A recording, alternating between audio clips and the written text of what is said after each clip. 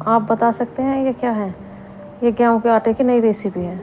Maggi तो आपने बहुत बार बनाई होगी, पर जिस तरह से मैंने मैगी बनाई है और गेहूँ के आटे में अंदर भरी है, आप एक बार इसे बनाकर देखना। नमस्कार, मैं सविता राणा किचन में आपका स्वागत है। अब हम गेहूँ के आटे की रेसिपी बनाना शुरू करते हैं। अब हम एक भगोना ले लेते हैं जिसमें 1.5 कप गेहूँ का आटा डाल लेते हैं। 1 चम्मच हम सरसों का तेल डाल लेते हैं और थोड़ा नमक डाल लेते हैं। सभी को डालकर हम अच्छी तरह से मिक्स कर लेते हैं। हम थोड़ी देर हाथों से भी मिक्स करेंगे ताकि तेल सभी आटे में मिल जाए, अच्छी तरह से तेल मिल जाए।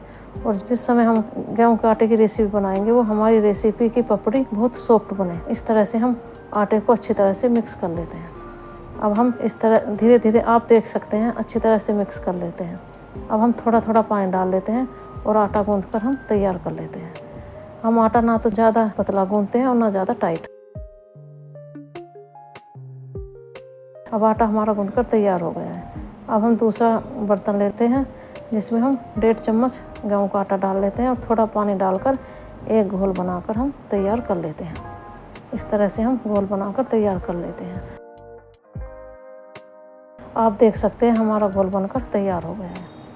अब हम घोल एक साइड में रख लेते हैं। अब चलते हैं हम गैस की तरफ। हम गैस पे एक फ्राई पैन रख लेते हैं, उसमें थोड़ा तेल डाल लेते हैं और तेल गर्म होने पर हम 5 करी पत्ता डाल लेते हैं।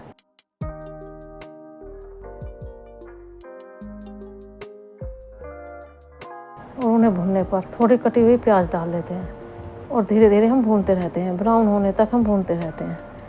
आप एक बार इस रेसिपी को बनाओगे तो बड़े और बच्चे सब खाते रह जाएंगे। अब हम कटे हुए टमाटर डाल लेते हैं और थोड़ी देर के लिए उन्हें भी भून लेते हैं। अब हम कटी हुई शिमला मिर्च डाल लेते हैं, जो मैंने पहले से ही सभी को काट कर तैयार कर ली थी। इस तरह से थोड़े ब्राउन होने तक भूनते रहते हैं और थोड़ा सा नमक डाल लेते हैं। आप देख सकते हैं हमारी प्याज, शिमला मिर्च सभी भूनकर तैयार हो गई है। अब हम 1.5 कप पानी डाल लेते हैं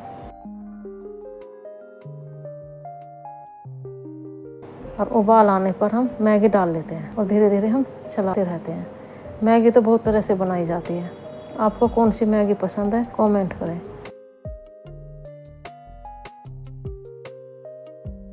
अब हम मैगी मसाला डाल लेते हैं।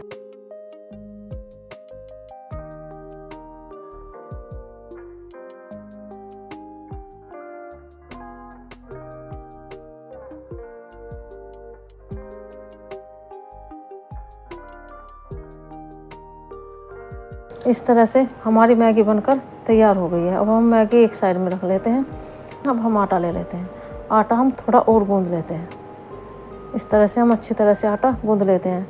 आटा थोड़ी देर रखने से इतना अच्छा और सॉफ्ट हो जाता है कि जो हम रेसिपी बनाएंगे बनाने में बहुत आसानी रहती है।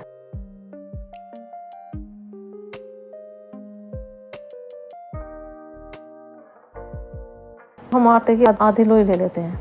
आटे के हम 2 भाग कर लेते हैं। अब हम आधी लोई ले लेते हैं, जिसे हाथ पर रगड़ कर हम चकले पर थोड़ा गेहूं का आटा लगा लेते हैं और अच्छी तरह से हम रोटी की तरह बेलकर तैयार कर लेते हैं। इस तरह से हम रोटी बना लेते हैं। रोटी ना तो ज़्यादा मोटी बनाते हैं और ना ज़्यादा पतली, मीडियम साइज़ की रोटी बनाकर हम तैयार कर लेते हैं।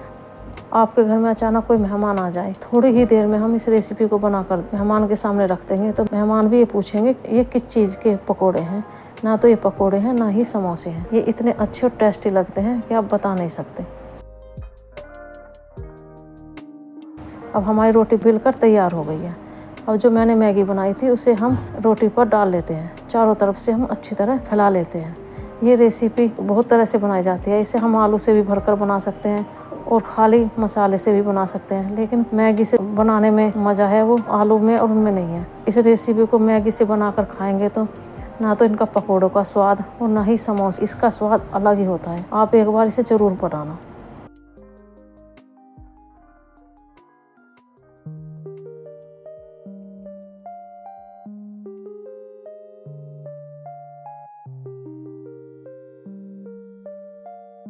इस तरह से मैंने पूरी रोटी पर मैगी फैलाकर तैयार कर लिया है। अब हम एक साइड से रोटी उठाकर धीरे धीरे हम फोल्ड करते रहते हैं, यानी कि हम एक रोल बनाकर तैयार कर लेते हैं।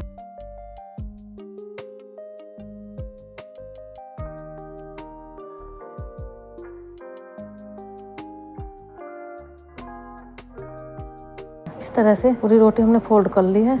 अब हम दोनों तरफ के मुंह बंद कर देते हैं।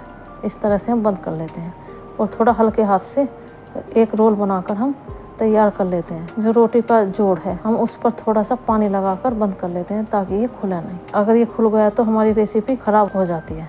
इस तरह से जोड़ हम अच्छी तरह से बंद कर लेते हैं।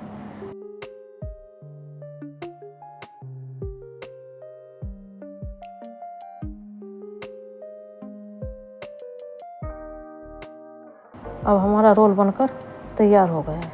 अब हम चक्कू से रोल की कटिंग कर लेते हैं। इस तरह से हम कटिंग कर लेते हैं। अगर आपको मेरी वीडियो पसंद आए तो लाइक करें और मेरे चैनल को सब्सक्राइब करें।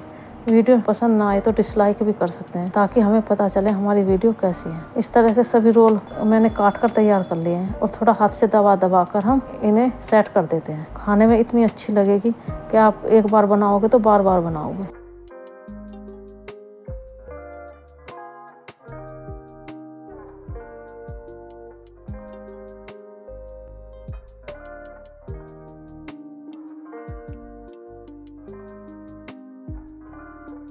इस तरह से सभी रोल हम अच्छी तरह से सेट कर देते हैं।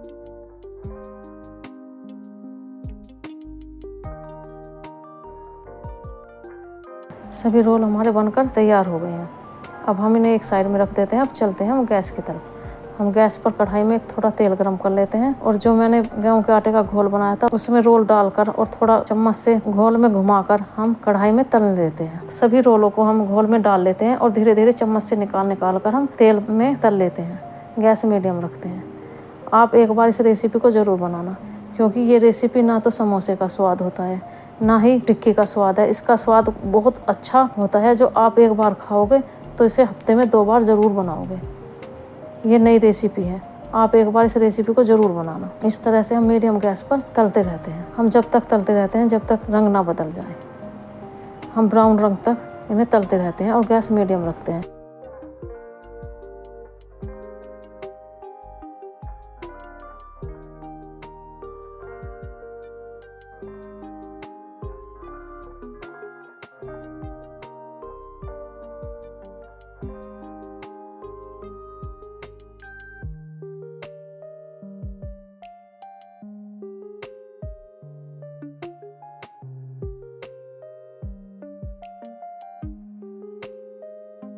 अब इनका जो ऊपर का पपड़ी है वे इतनी करारी, ये देखने में कितनी अच्छी और करारी लग रही हैं।